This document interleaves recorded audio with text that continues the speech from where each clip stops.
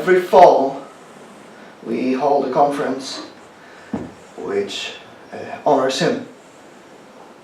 He was a student at the Technical University in Lviv. In 1939 he fought against the Germans, Ukrainian nationalists and Soviets. He was captured by the Soviets, escaped. He was interned in Romania, he escaped through Serbia to Greece. He stowed away on a ship, made it to France, enrolled at Kosciuszko cadet school there. Then he fought at Narvik, then he fought in France. Then he and his friends stole a yacht from Marseille to sail for Gibraltar. Too bad none of them knew how to sail. They bumped into a storm, so they were shipwrecked. And Zdzislaw ended up at Miranda del Ebro, where Franco's forces accused him of communism. He was a little bit peeved, as you can imagine. He disliked both brown and red.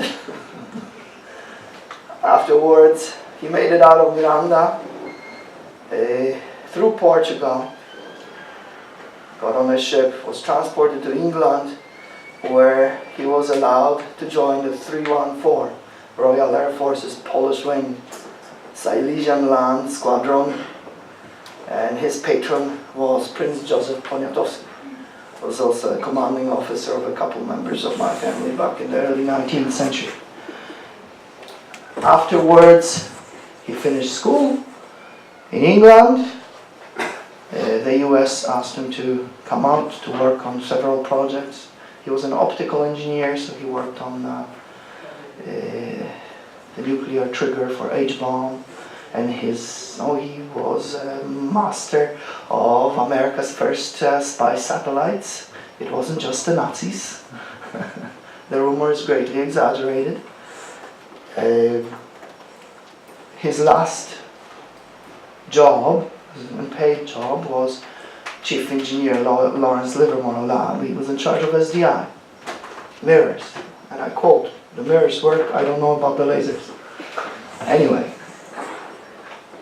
he also was a philanthropist and helped the Institute quite a bit.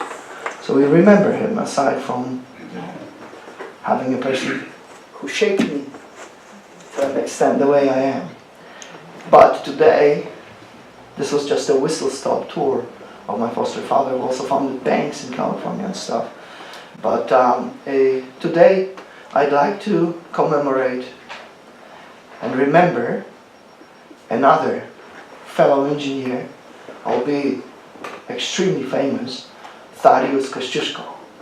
General Ed Roundley told me when he was an upperclassman at West Point, he would corner a plebe at first year and point out at the monument of General Kosciuszko at West Point and say, "What's his name?" And of course, the kid would say, "Go." And General Roundley, who was then a cadet, would say, "Give me 100. Until you learn how to pronounce General Thaddeus Kościuszko,"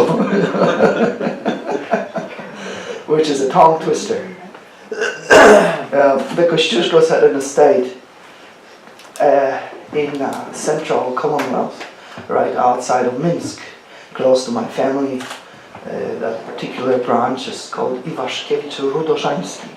So the Kościuszkos were just across the road, so to speak.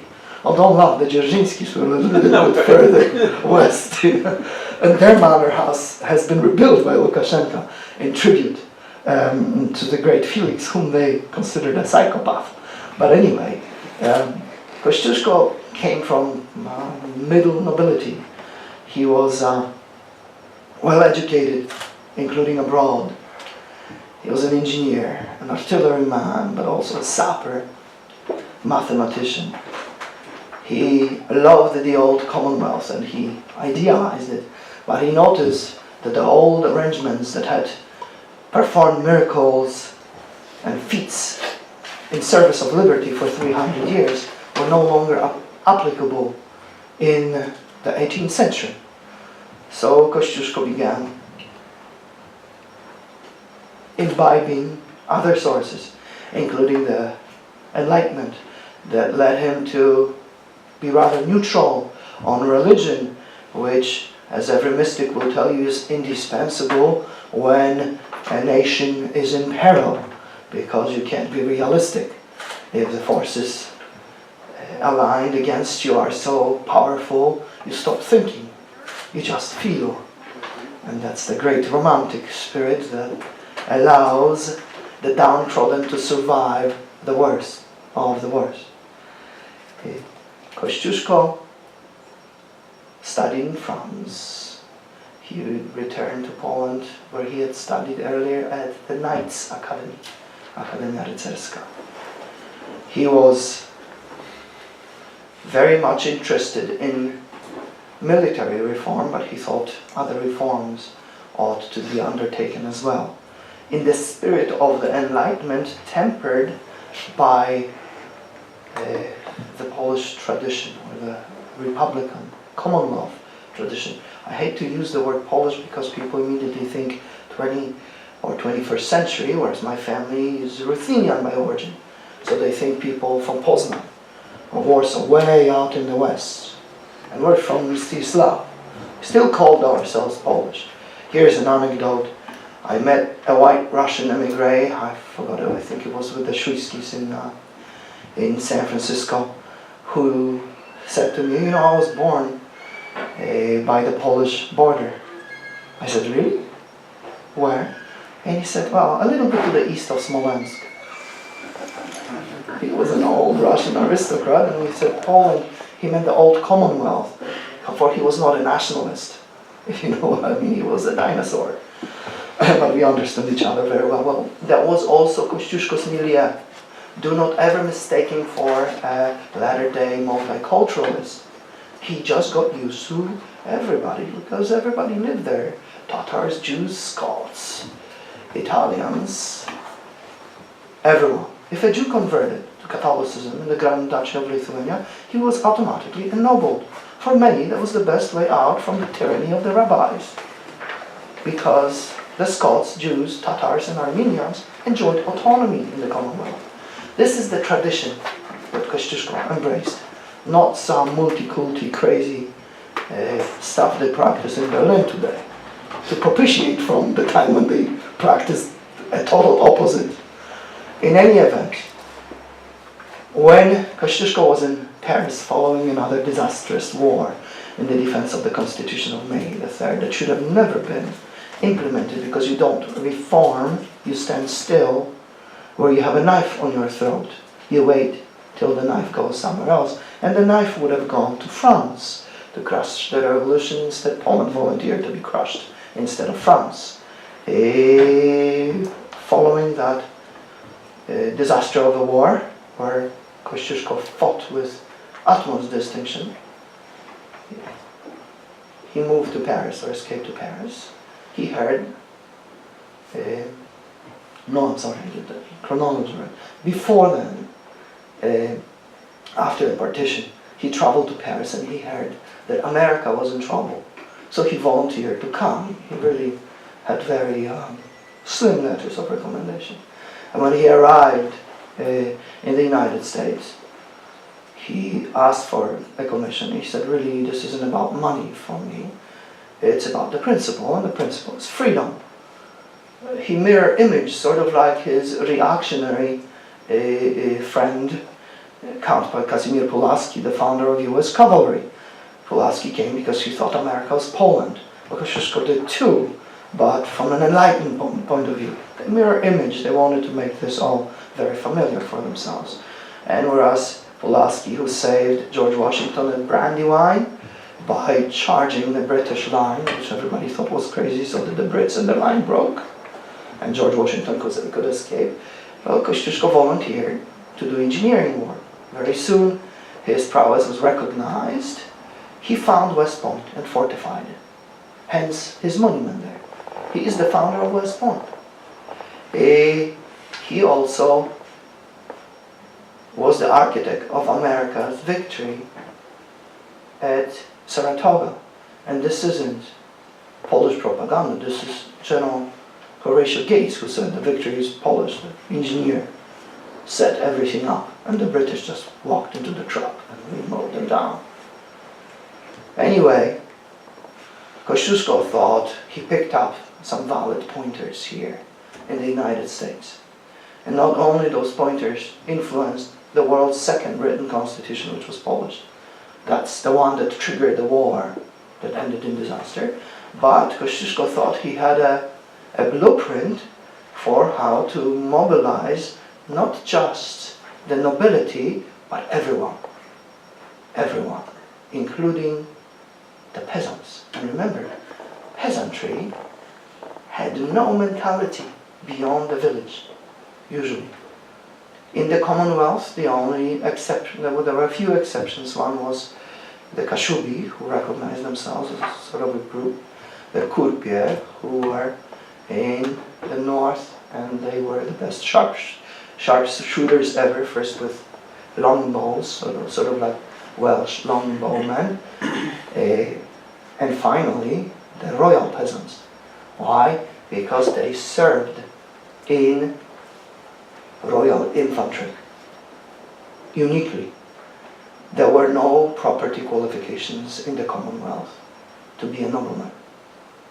It was service. If you were ready to die, you were a citizen. You could vote.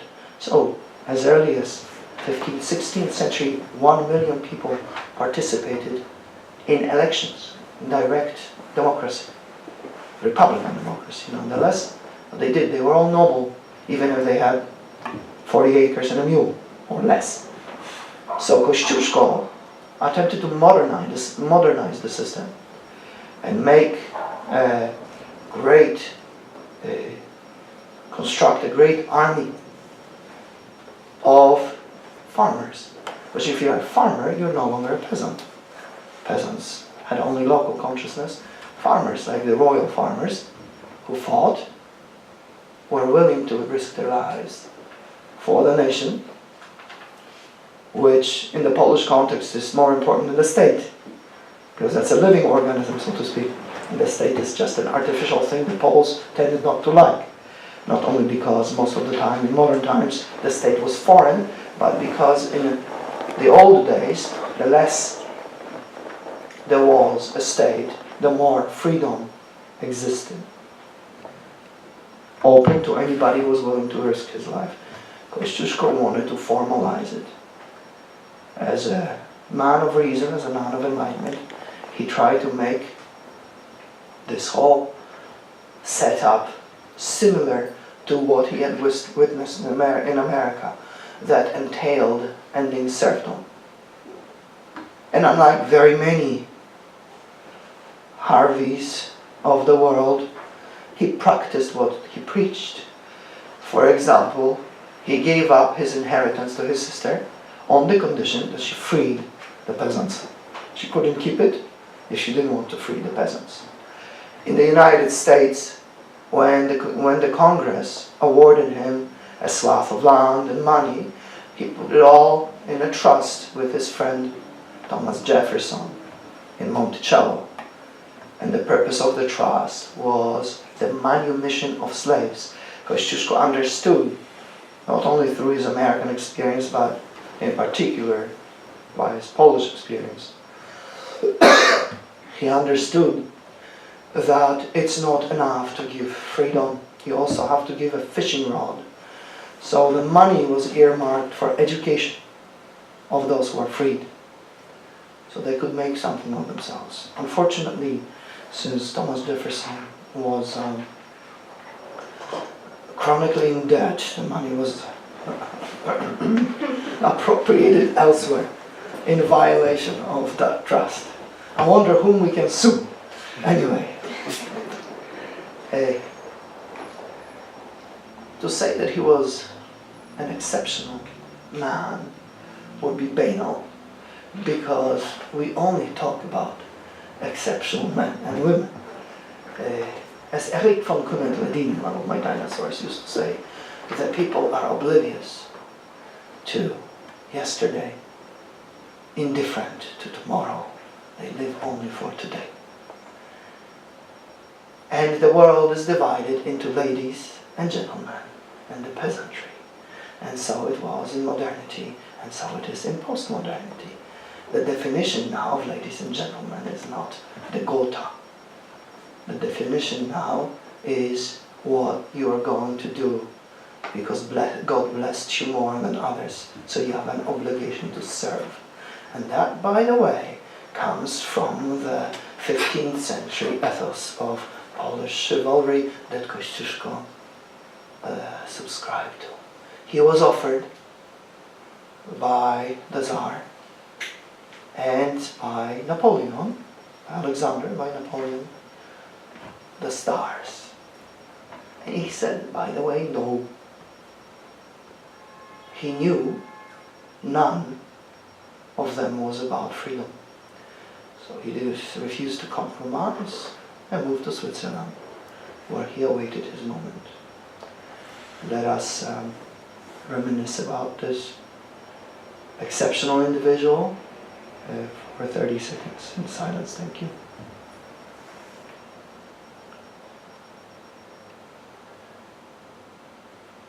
Okay. All right. Not sad. Don't worry. Life is just killing time before death. Religious as well have as much fun, and I know very few people have more fun than David Starr. He spooked me only one time in my life, because I thought he disappeared in Russia. I didn't know he was in Kiev. Before I found out, I was pretty peeved. So I wrote an article, "Get David."